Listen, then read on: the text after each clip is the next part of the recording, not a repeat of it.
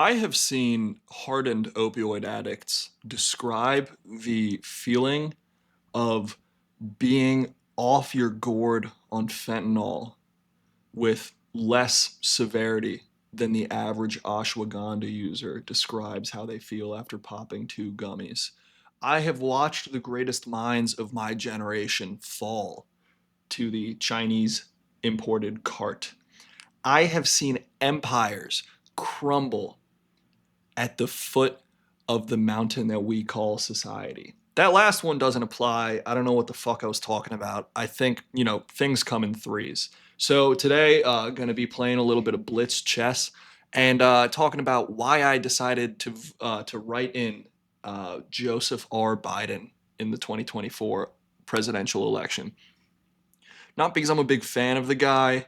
I'm just a really, I think ice cream is not only an economic necessity for America, it keeps dairy farmers afloat, but it's also tasty. And, not going to vote for Donald J. Trump, but I've never seen President or Vice President Harris ever indulge in a cone. How do we know that she doesn't have a secret bias against ice cream? Maybe she's one of those gelato freaks. You never know. So I decided to err on the side of caution. I wrote in Joseph R. Biden. I was really hoping that the cream heads, that's what us in the ice cream community call ourselves, I was really hoping that the cream heads would show out in force and write in Biden. Didn't happen. So now we're stuck in the predicament that we're stuck in. Sorry, women. But we live and learn. Probably should have organized. I was on the ice cream Reddit and before the election, and there was some chatter about it, but there was no definitive plan going forward. So I think in the future, come 2028, we're all going to make sure to act as a unit. We will be writing in Biden in 2028, regardless of who's running. We're going to pull him out of retirement even if he's dead. We're going to, dig him up, put him in the chair. That's Frankenstein's monster him. Because, you ever have a nice long day at work, you sit down, have a cone. I used to work with this guy, Danny. Danny was a really small electrician. And what I mean by small, I mean he was about 5'3" and 120 pounds, chain smoked like a motherfucker. And I was his apprentice when I was 14.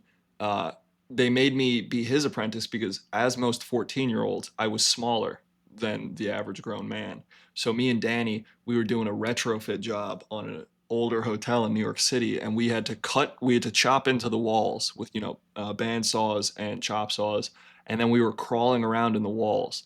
I used to get so dirty that people assumed that I was homeless. On more than one occasion, I had people hand me money, and if it was like a one or a five, I'd give it back. But then this one dumb motherfucker gave me 20, and I'm not giving a 20 back. At this point in time, I was probably making $15 an hour.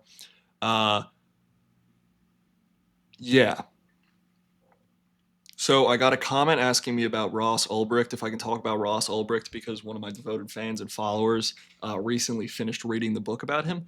And a lot of people assume that I'm a big fan of Ross Ulbricht, aka Dread Pirate Roberts, aka the founder and operator of the Silk Road, one of the most notorious and uh, highest performing drug websites or just illicit sales websites on the deep web.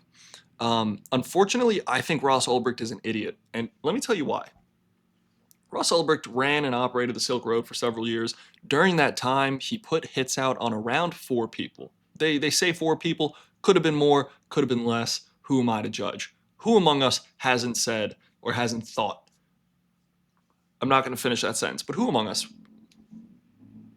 Judge lest ye be judged, or however it goes. What I will say is, if you're going to be running an international drug syndicate, if you're going to be putting hits out on people, that's not something you can dabble in. So the fact that he was doing all of these things and he was arrested at a co-working space in San Francisco is insane.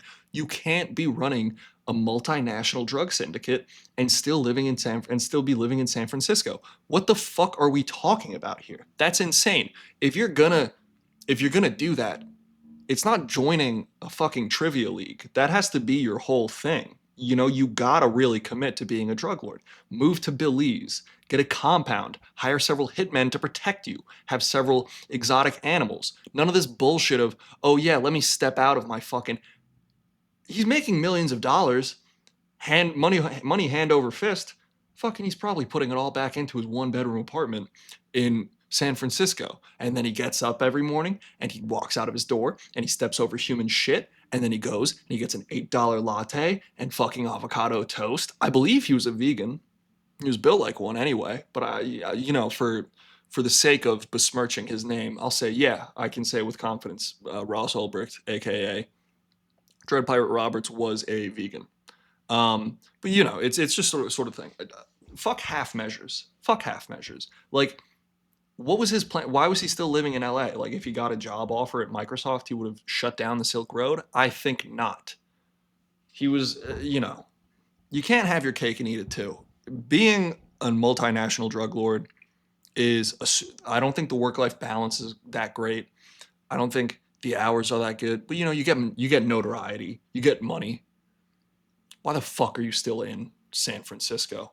Was he paying income tax? I don't know. This was in the early days of Bitcoin. I don't know if he was paying income tax or what he was doing. Something something about that guy really gets my gourd. You know, if you want to do, like, I'm not even gonna judge him. I'm not gonna say, oh, how dare you sell drugs on the internet, because you know he was doing it because he was like a libertarian or something stupid like that.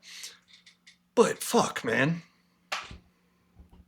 I think he's kind of a coward and a buffoon. You know, burn the ships, dude. If you want to start a business, you got to burn the ships. You know, start the LLC, move to Belize or somewhere that doesn't have extradition to the U.S. I don't think Belize has extradition to the U.S. Even the Bahamas, dude. Why not go to the Bahamas? Great place. And he never physically touched any of the substances. He was basically just an IT admin who occasionally tried to get someone killed, which I know my fellow IT professionals can probably relate to that one. Heyo, I'm not an IT professional. Never have been. Never will be. Working with computers is that's the profession of someone who ingests soy, which I do not. I think if you want to have a healthy diet, what you need to do is anything that the FDA says is bad for you or specifically raises your cholesterol, pump that shit up. You want to get as much red meat, you want to get as much shellfish, shrimp, eggs, whatever it is, get as much of it as you can. The FDA wants you to be a soft bellied coward, which I will not be. I will not drink the Kool Aid. Fucking last time they checked my cholesterol, the meter ran out. So yeah, pretty short video today, calling it at 8 minutes. I think I've said enough outlandish things. Godspeed, God bless. Don't lose faith.